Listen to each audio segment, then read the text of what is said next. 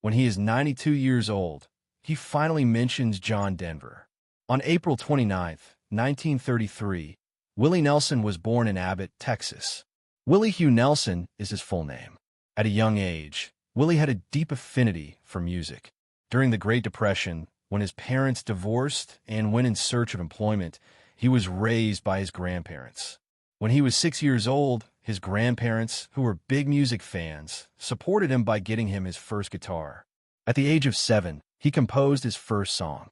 He began performing with his sister Bobbie, a pianist, in dance halls and honky-tonks when he was 9 years old. For the remainder of their lives, they would remain together. As a young adult, Nelson worked at a variety of odd jobs in an attempt to break into the very competitive country music industry. He farmed, peddled Bibles, sold vacuum cleaners, and worked as a disc jockey. He lived in many locations during the 1950s, including Fort Worth, Portland, and Nashville, but he never lost up on his ambition. His distinctive singing style and unconventional word choice initially seemed out of place with the polished Nashville sound, but he persisted, and his songs began to garner attention.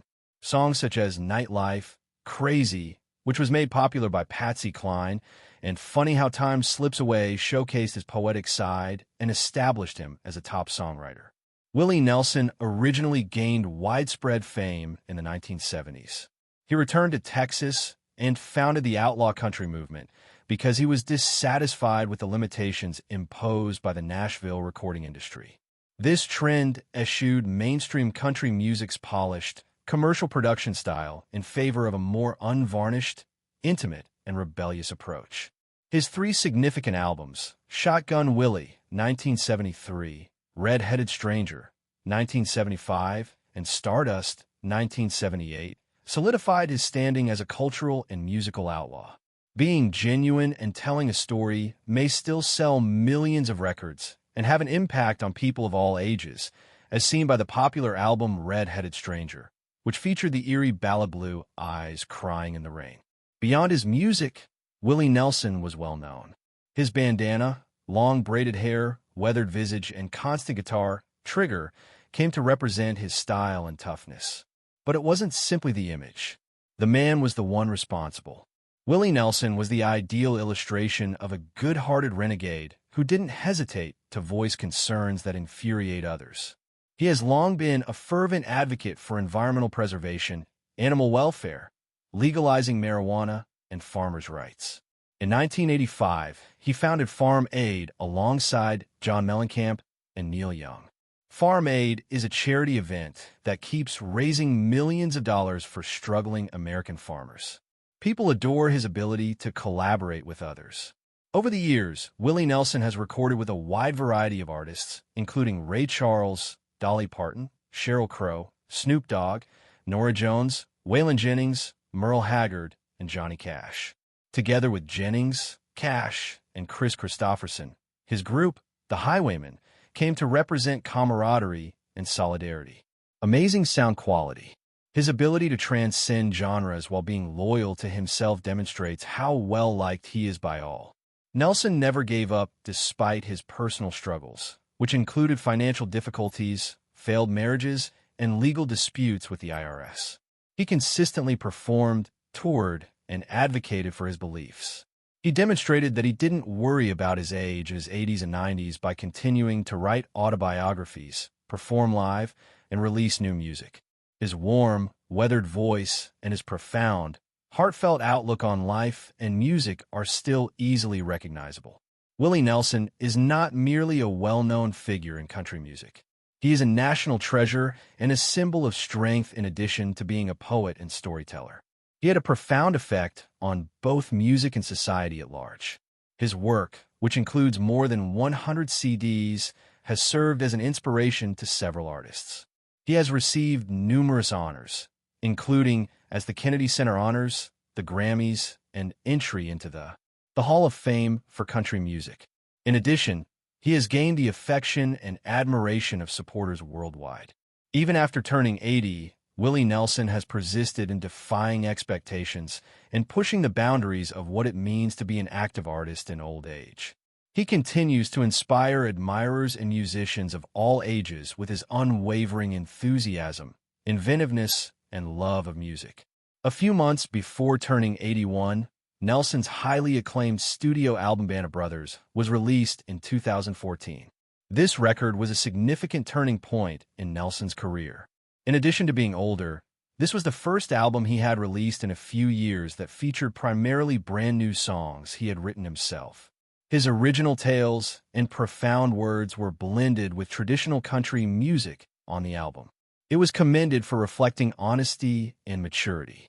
Both reviewers and devoted fans found it poignant, hailing it as the renowned singer-songwriter's comeback.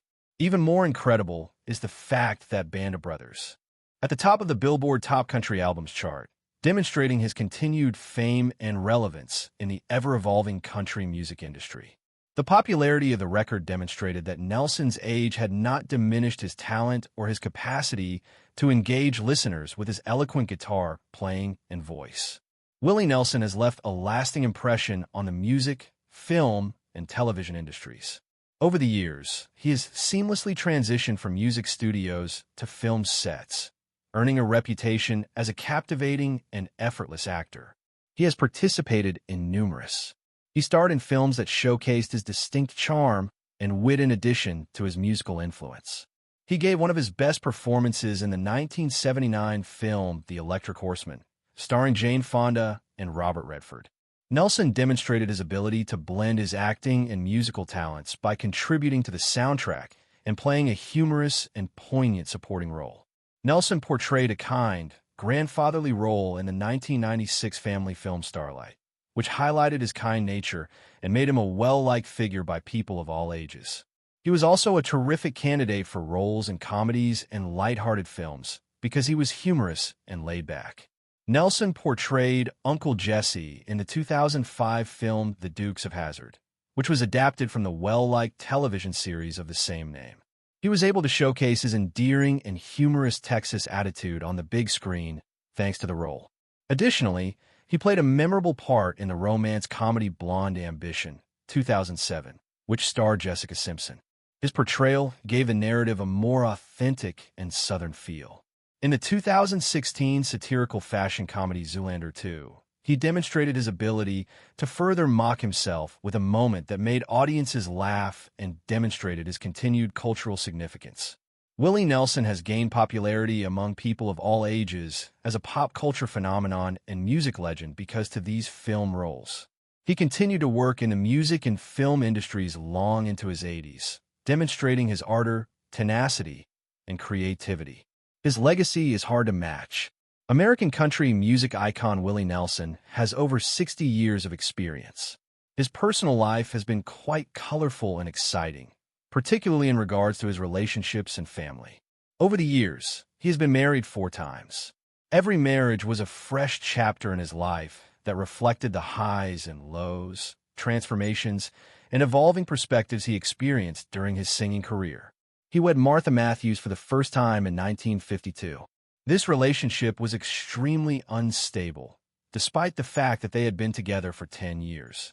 In his autobiographies, Nelson has been candid about the relationship's instability and occasional violence, which he attributes to his drinking and the unpredictability of his early music career.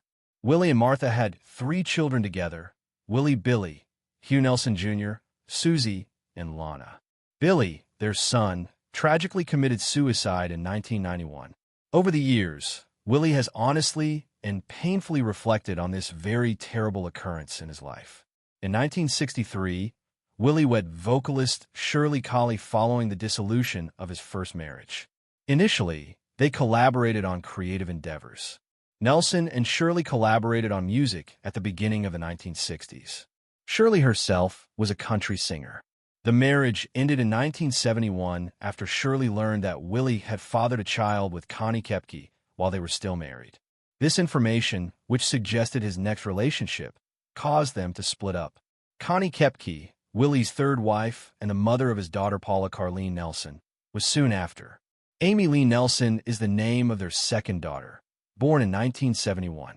Connie supported Nelson during his difficult years in the music industry, including his run-ins with the IRS and drug use. Additionally, The marriage dissolved in 1988 despite the fact that they had a history together and had 2 children together. Later that year, Willie Nelson wed Annie D'Angelo. While doing makeup for the 1986 film Stagecoach, which starred him, Chris Christopherson, and Johnny Cash, he got to know Annie. Annie brought stability and serenity to Willie's frequently chaotic surroundings. Numerous individuals have praised her for being a soothing influence in his life and for helping him lead a better lifestyle by reducing his intake of alcohol and meat. Lucas Autry Nelson has followed in his father's musical footsteps and achieved fame as the main singer of Lucas Nelson and Promise of the Real. Their son, Micah Nelson, is renowned for his distinct and experimental style and is a musician and artist in his own right. Willie has been married to Annie for more than 30 years, making their union the longest lasting. They have a close bond that has grown stronger over the years. For the past several years, Willie and Annie have resided on the Hawaiian island of Maui. They enjoy living there because of the lovely surroundings and the proximity to friends and family. Their home is a tranquil haven from the pressures of travel and celebrity. It's a testament to how tranquil his later years have become, not merely a place to rest. Although some sources occasionally refer to her as Marie, her true name is Annie D'Angelo. Their love and respect for one another are the foundation of their solid, enduring connection. Through these relationships, Willie Nelson has given birth to 7 children in all. Every one of them has played a distinct role in his life. Nelson has always been close to his family and frequently draws inspiration for his songs from them. Despite the ups and downs, the losses, and the lessons he has had to learn the hard way. Both his personal and professional lives have been greatly impacted by his family, particularly his children, many of whom have continued his artistic and creative spirit. Willie Nelson, the legendary country musician, is already well into his 90s. Like the American landscape he sings about so frequently, his life has been complex and full. Nelson has been performing music for more than 70 years, spanning genres like his gospel, blues, and outlaw country. He has collaborated with some of the most significant figures in music history throughout that time. Fans have long considered the name of John Denver, a well-known American folk star and fellow singer and composer, among all the names that have played a role in Nelson's life. However, Nelson has hardly ever mentioned Denver's name in public. In a rare and heartbreaking moment of transparency and vulnerability, Willie Nelson, now 92, has finally given his thoughts, recollections, and feelings regarding the late Denver. This offers the general public a heartwarming and insightful glimpse into a friendship they may not have completely understood. For years, many Nelson admirers have been curious about his true feelings toward Denver. Although both musicians were involved in American music, their distinct actions had an impact on one another. Denver's distinct voice and ballads with a natural theme were regarded as an indication of genuine, sincere optimism in the 1970s.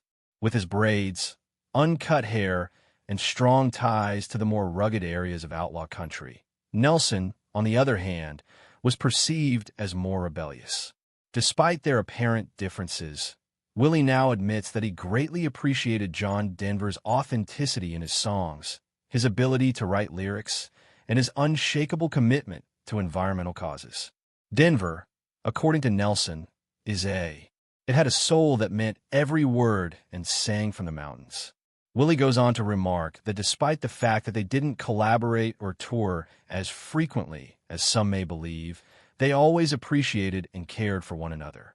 They frequently crossed paths at charity concerts and television specials in the late 1970s and early 1980s, when both men were fighting for causes close to their hearts. Nelson for family farms and rural communities, and Denver for wildlife and conservation.